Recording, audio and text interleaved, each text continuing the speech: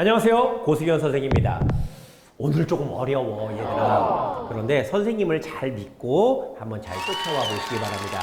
글이 여러분들이 읽었었던 글보다는 조금 더 수준이 높기 때문에 문제를 3개 정도 배치를 해 놓았습니다. 한번 그냥 읽어볼까요? 국적은 국가의 구성원이 되는 자격을 말한다. 국적에 대해서 모르는 사람 없잖아. 니네들 국적 어디야? 대한민국. 선생님 뭐야? 대한민국 국적이야. 한국에서 태어나 한국에서 살아가면 그 사람의 국적은 한국이 되는 것이다. 그러니까 그 사람의 국적을 정할 때에는 뭐가 중요해? 어디서 태어났는지, 어디에서 살아가는지 이것에 따라서 국적이 정해진다. 이렇게 보면 되겠지? 기업에서도 국적이 있다. 오! 새로운 말이 나왔네. 그러니까 국적에 대해서 설명을 하고 기업의 국적을 이야기하고자 하는 것 같아. 한국에서 만들어져 그곳에서 사업하는 기업은 한국 기업이 되는 것이다. 야, 앞에 있는 글의 구조와 뒤에 있는 글의 구조가 어때요? 거의 똑같죠? 국적은 무엇이다? 한국 국적은 이렇게 받는 것이다. 기업에도 국적이 있다. 한국 기업은 이런 식으로 해서 한국 기업이 되는 것이다. 이렇게 설명을 해주고 있다는 말이야. 그런데 회사 중에는 다국적 기업이 있다. 다국적 기업이란 여러 나라의 국적을 동시에 갖고 있는 회사를 말하는데, 일단은 다국적 기업에 대해서 설명하고 있죠. 여러 나라의 국적을 동시에 갖고 있는 회사를 말한다.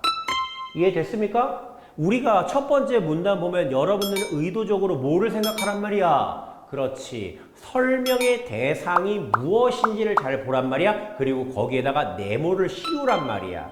딱 봤을 때 여기서 국적이 중요하니? 기업에도 국적이 있다가 중요하니? 다국적 기업이란 말이 중요하니? 그럼 이 글을 쓴 사람은 도대체 뭐에 대해서 글을 쓸 것 같아? 그렇지요. 느낌적으로 다국적 기업에 대해서 설명을 하고자 하는 것 같아. 여기까지 됐어요? 다시 한번 읽어볼게요. 다국적 기업이란 여러 나라의 국적을 동시에 갖는다. 그럼 이런 것들이 어떻게 가능할까요? 두 번째 문단으로 가보도록 합시다. 약 100년 전 독일에서 신발을 만드는 작은 회사가 만들어졌대. 어때요? 시간이 나왔지요. 괄호 한번 쳐볼까? 이렇게 어디에서? 독일에서 신발을 만드는 작은 회사가 있었대. 1, 2차 세계대전 후 운동선수들이 축구화를 신은 것을 시작으로 수많은 운동선수들이 신발과 용품을 사용하기 시작했대. 그러니까 전쟁 이후에 운동을 많이 했나 봐. 그래서 선수들이 이 회사의 용품들을 많이 썼나 봐. 세계적인 기업이 된 이 회사는 작은 회사가 세계적인 기업이 됐구나. 도대체 어떤 회사일까? 우리가 아는 회사일까? 1980년대 초반 한국에도 회사를 만들었대. 언제? 1980년대. 현재 독일 본사에만 100개가 넘는 국적의 직원들이 일을 하고 있대. 그러니까 100여 국에서 와서 독일 본사에만 그렇게 일을 하고 있대. 한국에서 운영하고 있는 이 회사는 독일의 본사로부터 상표, 기술, 돈을 지원받고, 되게 중요한 말입니다. 이 회사는 독일의 본사로부터 상표, 기술, 돈을 지원받고 한국에서 번 돈의 일부를 독일 본사로 보내준다. 이러한 방식으로 다국적 기업이 생겨나고 다국적 기업이 돈을 번다. 뭐를 통해서? 하나의 예시를 통해서 설명해주고 있네요. 눈치채셨습니까? 이 회사는 어디일까요? 맞춰보세요. 아디다스야, 아디다스. 선생님이 오늘은 아디다스 신발을 신고 있지 않아서 보여줄 수가 없는데, 아디다스는 본사가 독일에 있대. 그러면 독일에서 어떻게 한국에다가 회사를 만드는 거야. 이름은 뭘까요? 아디다스 코리아 정도로 합시다. 아디다스 코리아. 그러면은 독일에서는 한국에 있는 아디다스 코리아한테 어떤 것을 지원합니까? 우리 상표 써? 우리가 이번에 이런 기술 적용해? 돈 모자라니? 돈 보태줄게. 해서 매장을 많이 넓혀. 뭐 이런 것들을 지원해준대. 그럼 한국에서는 많이 돈을 벌 거 아니야? 이 돈 번 것의 일부를 독일 본사로 보내줘. 이해됐습니까? 이것이 다국적 기업이 돈을 버는 방식이 되겠지. 자, 세 번째 문단 가보도록 합시다. 위에서 말한 것처럼 한 나라에서만 사업을 하는 회사와는 달리 적어도 두 나라 이상의 공장이나 회사를 차리고 사업을 하는 기업을 다국적 기업이라고 한다. 다국적 기업에 대해서 다시 한번 설명을 자세하게 해주고 있어요. 야, 분명히 다국적 기업이 무엇인지는 1문단에서 정의를 통해서 소개를 이미 해주고 있어. 그 다음에 이 문단에서는 지금 뭘 해주고 있습니까? 예시를 통해서 여러분들의 이해를 돕고 있어. 세 번째 문단에서는 조금 더, 이제 요거는 이제 부연이라고 하는데, 이런 말은 일단은 몰라도 돼요. 아무튼, 여기서는 다국적 기업에 대해서 조금 더 자세하게 설명을 해주고 있네. 밑줄 쭉 쳐볼까요? 한 나라에서만 사업을 하는 회사와는 달리 적어도 두 나라 이상의 공장이나 회사를 차리고 사업을 하는 기업을 다국적 기업이라 한다. 중요한 개념이니까 여러분들 꼭 기억을 하셔야 됩니다. 이런 다국적 기업은 전 세계에 약 6만 개 정도에 이른 겁나 많아. 6만 개야. 자동차, 반도체, 컴퓨터뿐만 아니라 스포츠용품, 음식 등 다양한 분야의 기업이 세계 곳곳에서 활동을 하고 있다. 자동차? 반도체? 컴퓨터? 스포츠? 음식? 열거하고 있죠. 자, 자동차 뭐 있을까? 세계적인 자동차, 뭐 테슬라라든지, 그치?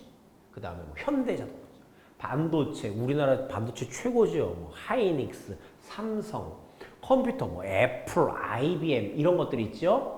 스포츠용품, 아까 얘기했죠. 나이키, 아디다스, 뉴발란스 뭐 이런 것들 빠지면은 섭섭하잖아. 음식, 뭐 커피 전문점, 맥도날드, 스타벅스 뭐 이런 것들이 패스트푸드가 보통 많죠. 다양한 분야의 기업이 세계 곳곳에서 활동을 하고 있다. 세계적인 은행과 회사들은 대부분 다국적 기업으로 생각하면 된다. 우리가 많이 들어봄직한 그런 회사들 있죠. 싹 다 다국적 기업이다. 이렇게 여러분들이 이해하시면 되겠습니다.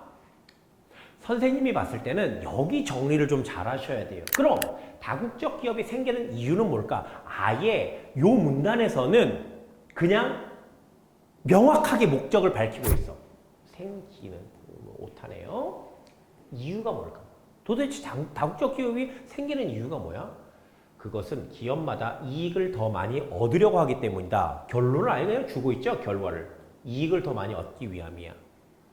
각 나라는 자기 국가의 기업을 보호하기 위해 수입 물건에 비싼 세금을 물리거나 수입을 금지하는 경우가 많아. 자, 이것도 조금 어려운 말이죠. 한번 밑줄 쳐볼까?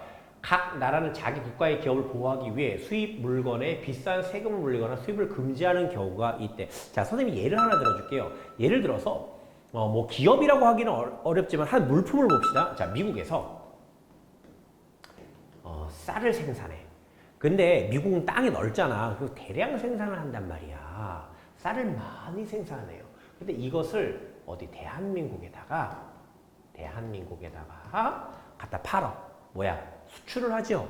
우리 입장에서 뭐 하는 거야? 수입을 한단 말이야. 그런데 이렇게 대량으로 만든 이 생산한 쌀을 싼 값에 팔아. 그럼 우리나라의 쌀 산업은 어떻게 되겠어? 망해. 그럼 이거를 보호하기 위해서 이 쌀에다가 어떻게 세금을 물려? 싸게 싸게 수출하지만 여기다가 세금을 물려서 비싸게 팔게끔 해. 그럼 어때요? 사람들이 우리나라 쌀을 더 선호하거나 미국 쌀을 사지 않는다. 또는 미국에서 쌀 들여오는 것을 아예 금지해버린다. 이렇게 우리나라 자국의 산업 또는 기업을 보호하는 경우가 많단 말이야.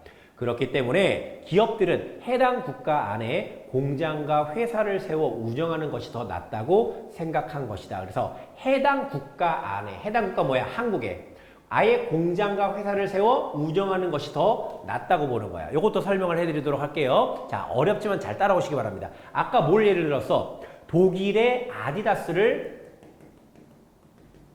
예로 들었지. 자, 독일에서 아디다스 신발을 수출합니다. 어디로? 대한민국으로. 됐습니까? 그럼 이때 우리나라의 신발 산업 또는 우리나라의 기업들을 보호하기 위해서 이 아디다스에다가 뭐를 붙여? 비싼 세금을 붙여. 그럼 아디다스는 이 나라의 대한민국에서 어떻게 팔리겠어? 비싸게 팔리겠지. 그러니까 비싸게 팔리니까는 한국의 사람들은 뭐를 선호합니까? 아디다스에 완전히 미쳐버리지 않으면은 그냥 우리나라 자국의 기업의 뭐 프로스펙스라든지 이런 신발을 살 거란 말이야. 됐어요? 그러니까는 이 독일에 만들어진 아디다스 회사는 어떻게 합니까? 아디다스 코리아를 한국에다가 아예 만들어. 그럼 한국에다가 만들면 이 회사는 일단 뭐가 되는 거야? 한국 회사가 되는 거야. 돈은 얘네가 해줬지만은 한국 회사가 되는 거야. 그럼 여기에서 한국 회사를 운영하고 여기서 신발을 생산해.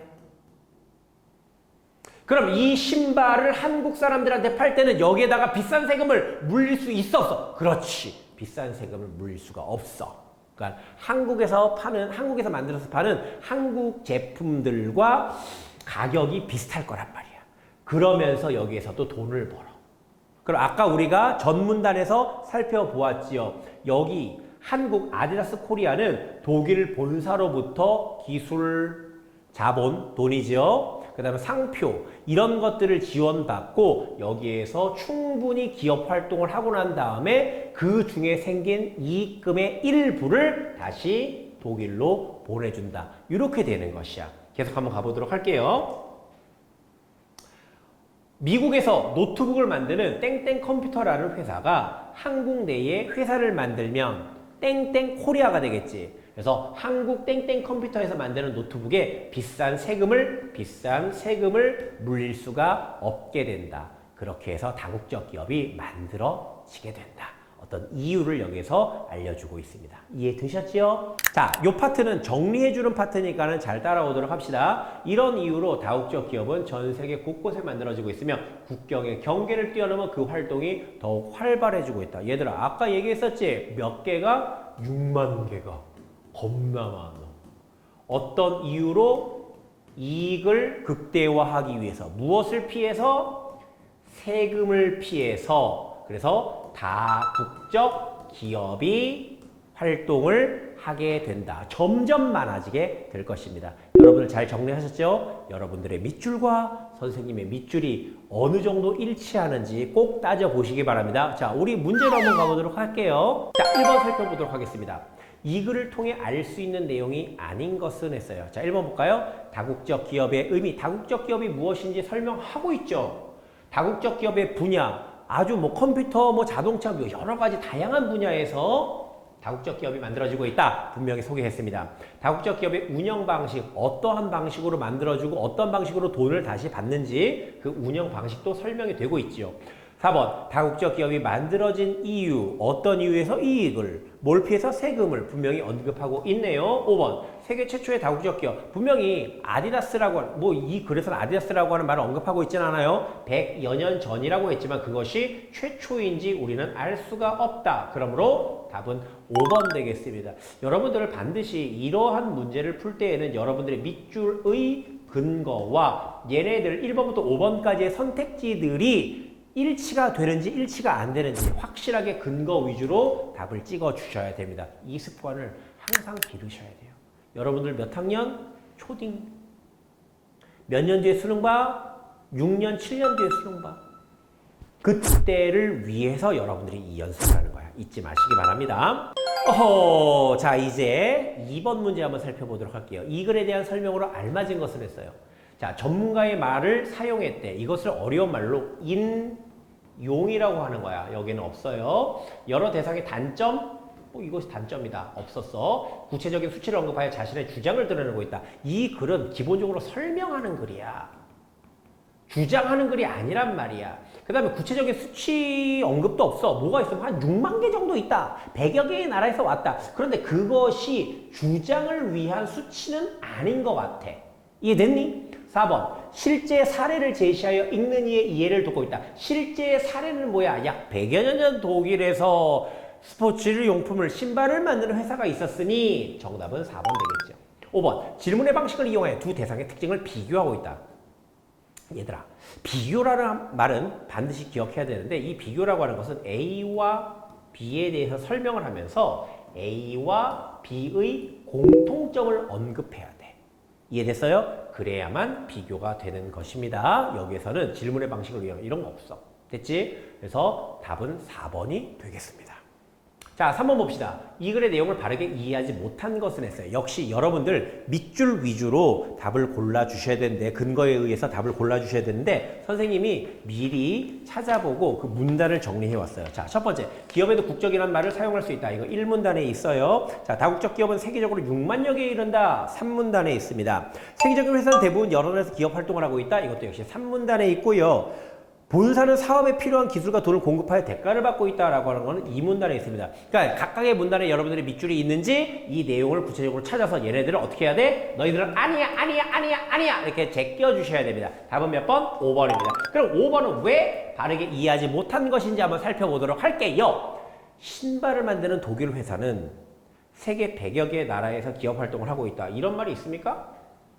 얘들아, 정확하게 읽어보면 독일에 세계 100여 개 나라에서 온 사람들이 일을 하고 있다고 했지. 이해됐어요? 언제 세계 100여 개의 나라에서 독일에 있는 아디다스가 기업 활동을 하고 있다. 이런 말이 어디 있습니까? 이해됐죠? 교묘하게 함정을 파 놓았습니다. 어때요, 여러분들? 다국적 기업에 대해서 여러분들 살펴보았지요? 자, 이러한 깨달음들도 이렇게 정확하게 다국적 기업이 무엇을 하는 것인지, 어떤 방식으로 돈을 버는 것인지 이렇게 아는 것도 중요하지만, 우리 이렇게 공부하는 이유는 밑줄을 제대로 쳐서 정확한 정보를 얻고 있는지 그거를 따져보는 훈련을 하고 있는 것입니다. 잊지 마시기 바랍니다. 감사합니다. 고승현이었습니다.